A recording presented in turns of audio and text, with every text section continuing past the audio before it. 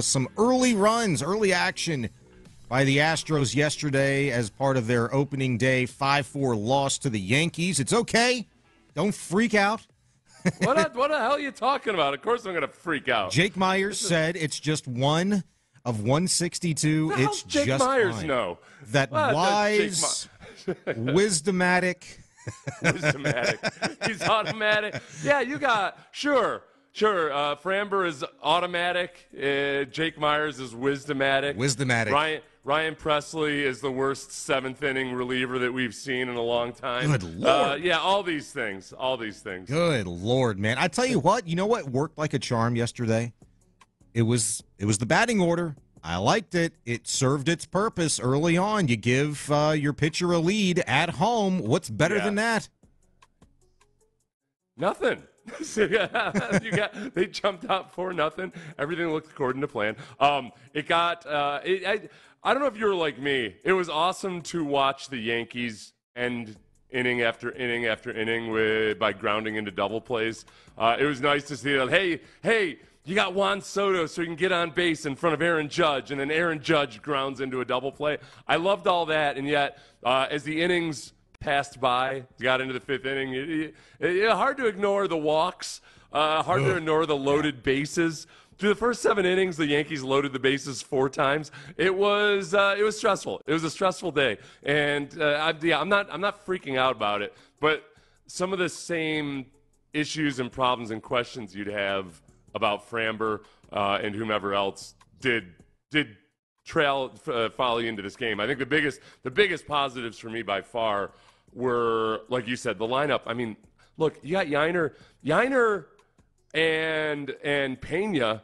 It's 6 and 7 was really, really nice for you yesterday. I mean, that was beautiful. You got those two guys looking like all-star candidates after game 1. I'll overreact to that in a good way. And then Josh Hader, I was so pissed. I missed Josh Hader's inning almost completely. I had to go back and watch it on DVR because it was so damn fast.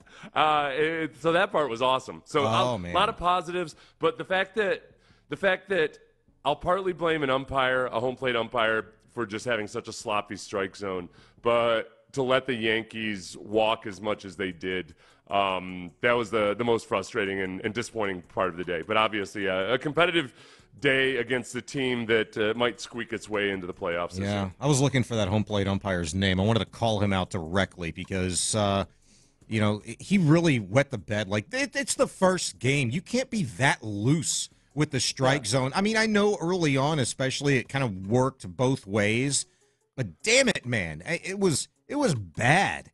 And, even Michael Brantley during his time in the booth, which was, it felt like 6 minutes. That was short, too. You're probably right. That was like 3 minutes because it was a part of a 1-2-3 inning. But that's the thing I'm angriest at Framber about, was that he robbed us. He had one of his really good innings was in the 3rd inning with Brantley in the booth, and it lasted all of about 97 seconds before he had to go off to his next obligation. That horrible 3rd inning, which was sandwiched by the 2nd and 4th, in which he loaded the bases and miraculously escaped unscathed.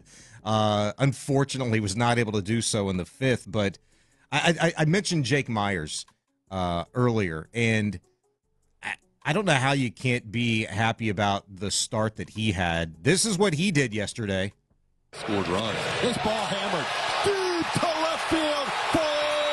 Forget about it. Jake Myers' first AB of 2024 is a big fly.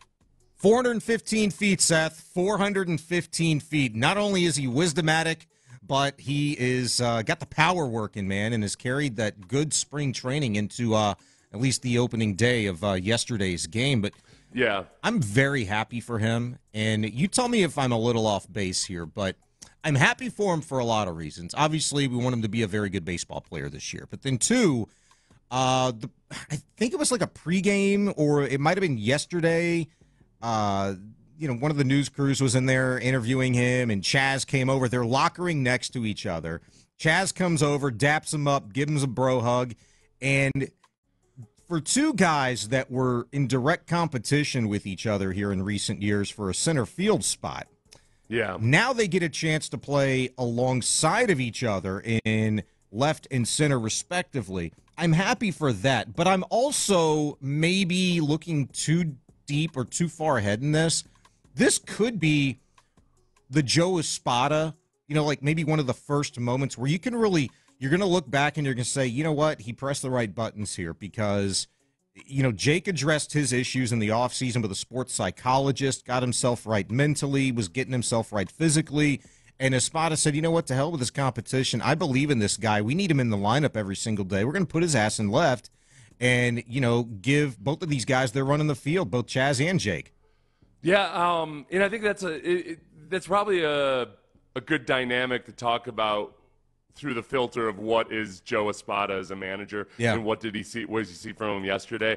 I think obviously he's not afraid to go with his gut and trying to recreate the magic of Game 5 of the ALCS. He pinch hit Singleton and it didn't work out yesterday, but ended up ultimately bring Maldonado into the Dubon into the game, and Dubon almost won the game for you at the end, man. But. Yeah, we'll get to that. And you know what? That's part of it, too. I think they talked about aggressive base running, being smarter on the base pass all spring training. Dubon getting sent home by Gary Pettis shouldn't be a surprise by anybody who's watched this team since 2013. In 2013 and 2014, Gary Pettis was one of the most maligned people on earth because he was constantly sending people home. And then all of a sudden the Astros started scoring a boatload of runs, and it turned into a brilliant strategy. I thought yesterday, Dubon going home on that versus a right fielder in Juan Soto that's not known for having a magnificently strong arm or anything, I thought that was exactly the right thing to do. I think he probably was safe. It was just impossible to overturn because Major League Baseball fields somehow can't have the same level of security cameras as your average Buc-ee's. Why can we not get a camera directly over home plate? Did you notice during the umpires reviewing that, the play which was challenged by the Astros, they're showing a shot of the dugout, and Verlander's very animated, very vocal, and he's pointing up to the sky. And I like to believe, because I think myself, like you, and probably the 40,000 plus in that stadium and everybody watching at home on their television screens were saying the same damn thing. This is 2024. Yeah. Where's the camera on top of home plate? What are we doing? This is like Peacock coverage of an NFL game. We have 4 cameras in the house. What's happening here? Plus, by the way, Gary Pettis got here in 2015. It was those first couple years where the Astros were good but not quite so electric yet that people just hated Gary Pettis. 2017, they started liking him. But that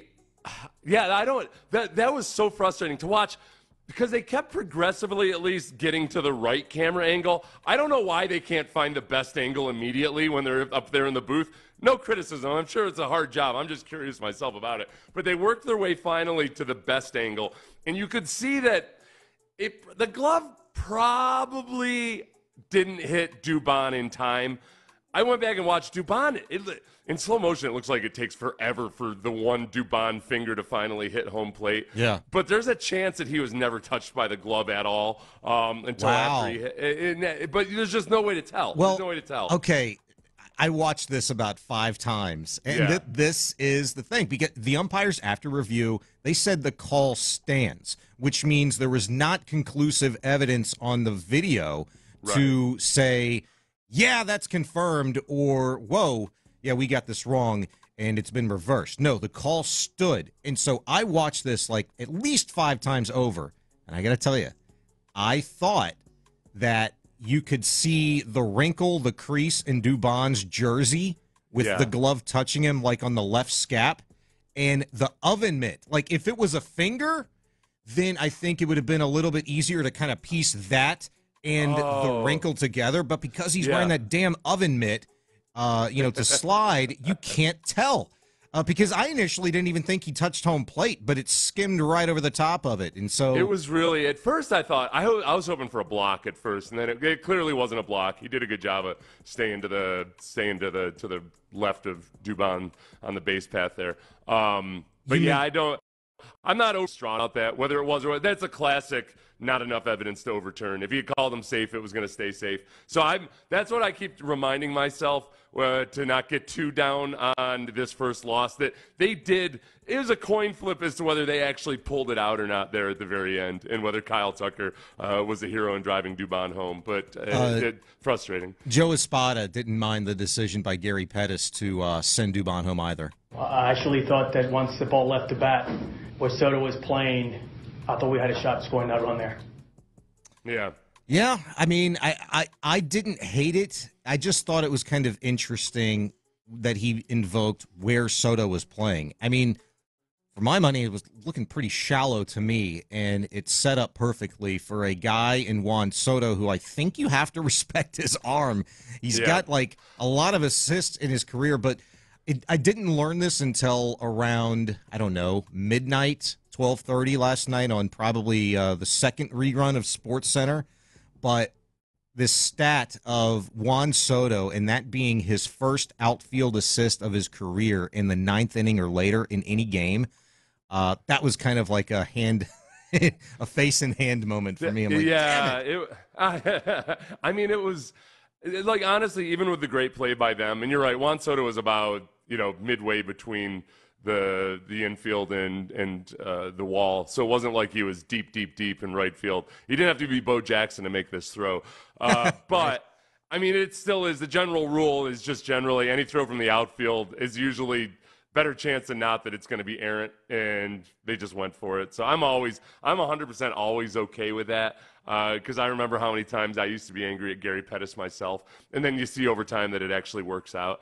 The frustrating thing yesterday, in a lot of ways, it's just that it felt like such a sloppy game, not just because the Astros walked so many Yankees, but just so many either soft contact throws that did Framber in. I mean, we've seen that before. That's one of the hazards of having such a good ground ball pitcher. But some of the soft contact that got the Yankees on base, that was annoying. Some of the hits and some of the outs, respectively, for the Astros and the Yankees were frustrating just because there were so many hits right up the middle, like almost as if the shift rule didn't matter or exist. Yeah. There were just it was like a lot of things just kind of squeaking through. It felt like a coin